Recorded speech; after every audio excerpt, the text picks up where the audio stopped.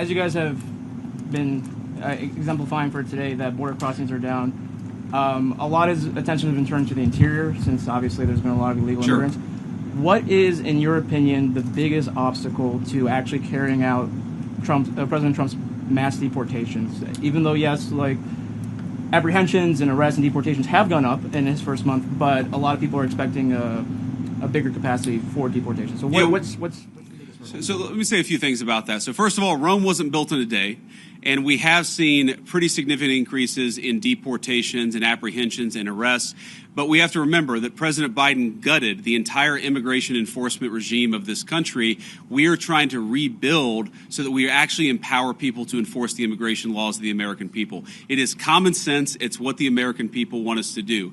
There are a couple of other things that we're working on. And I don't want to get ahead of any public announcements, but one of the ways that we want to make sure that we're enforcing our border is that we make it easier for people who are here illegally to go back home of their own accord. We don't want to have to go around and arrest every person, but we will enforce the American people's immigration laws. If you're here illegally, the message from our administration is you should go back home, and if you want to come to the United States, apply through the proper channels. That's an important thing that we're doing. And the final thing is this costs money. One of the most important parts of the president's reconciliation priorities is, of course, tax reform on the one hand, and on the other hand, making sure that we get proper resources so that we can pay for the flights, and we can pay for the detention centers, and we can pay for all the components necessary to ensure that we're re-migrating illegal immigrants back to their country of origin. I guarantee it is a part of the president's priorities. We'll keep on working on it. We've made a lot of progress, but we're going to keep on working on it over the remainder of the president's term.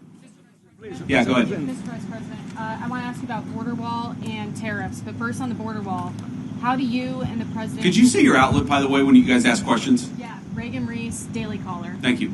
How do you and the president define success this term with the border wall, and how much of the southern border wall needs to be walled off before Trump leaves office? Well, look, I think the president's hope is that by the end of the term, we build the entire border wall. And, of course, that's the physical structure of the border wall itself. But we even heard today there are so many good technological tools, so many great artificial intelligence-enabled technologies that allow us, for example, a camera, not a person, but a camera picks up somebody 2 miles away who's about to come across the southern border. Maybe it's livestock, right? Maybe it's a critter in the desert. Maybe it's a human being with a weapon on their back. We're using artificial intelligence to make us better at the job of border enforcement, but we've got to make sure that technology is deployed across the entire American southern border. We're going to do it as much as we can, as broadly as we can, because that's how we're going to protect the American people's security. Yeah, go ahead. Last time they were paused because they deployed 10,000 troops to the border. What can they do this time to make the tariffs go away?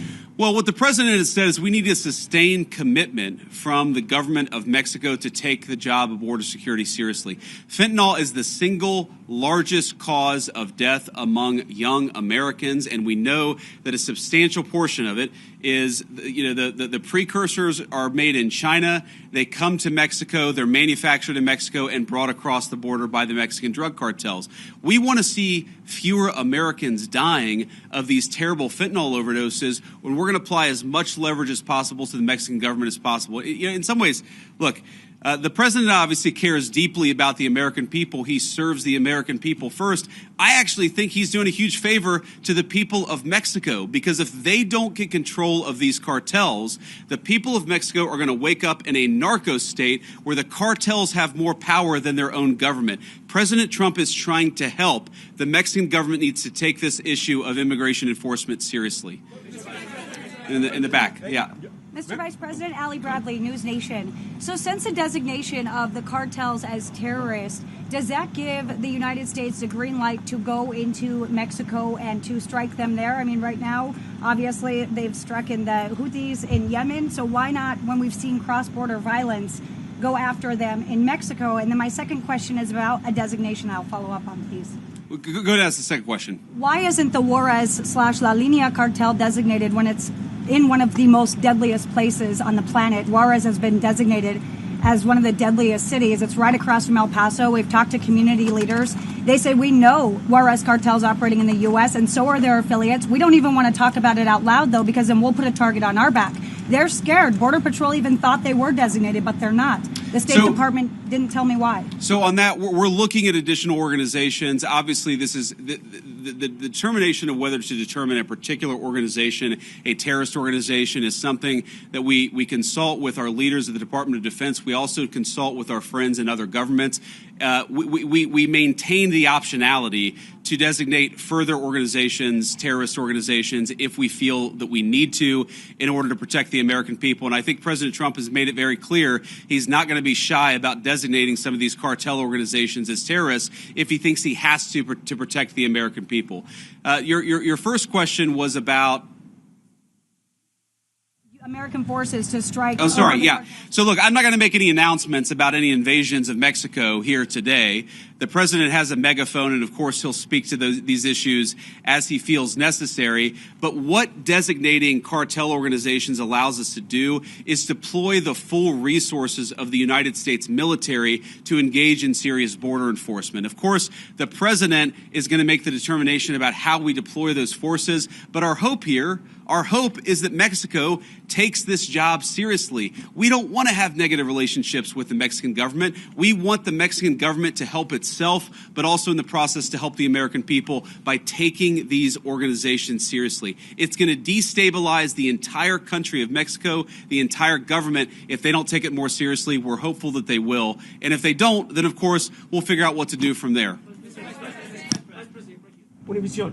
So, you just mentioned something about invasion of Mexico.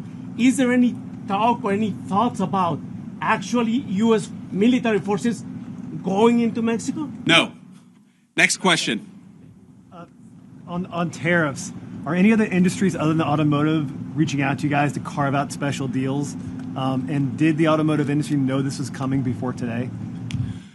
Well, a number of industries have reached out to us to ask us for exceptions to the tariffs, but I think the president's been very clear here that he wants the tariffs to apply broadly. He doesn't want to have 500 different industries getting 500 different carve-outs, and the way to avoid application of the tariffs is to have your factory and have your facility in the United States of America. That is the way. Invest in America. That is how you will avoid being penalized by these tariffs. Vice President, KSAT 12, John Paul Barajas. You've been talking about the improvements that your administration has done here with the crossings.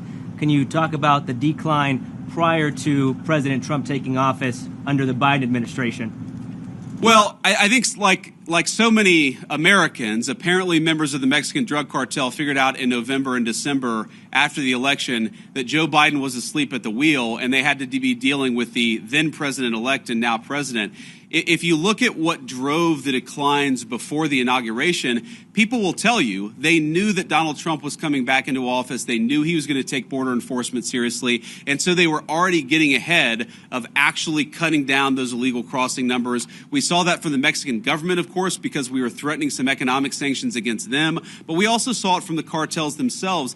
And even today, because, of course, it takes a little time to get from the deepest parts of Central America to the American southern border. What we often find is that there are massive numbers of illegal immigrants who have already started to make the trek and have decided, you know what, because Donald Trump's president, we're going to go back home. We heard today about a Honduran group of migrants who decided they're just going to go back home because they recognize that under Donald Trump's leadership, we take border enforcement seriously. Thank you all. Take care.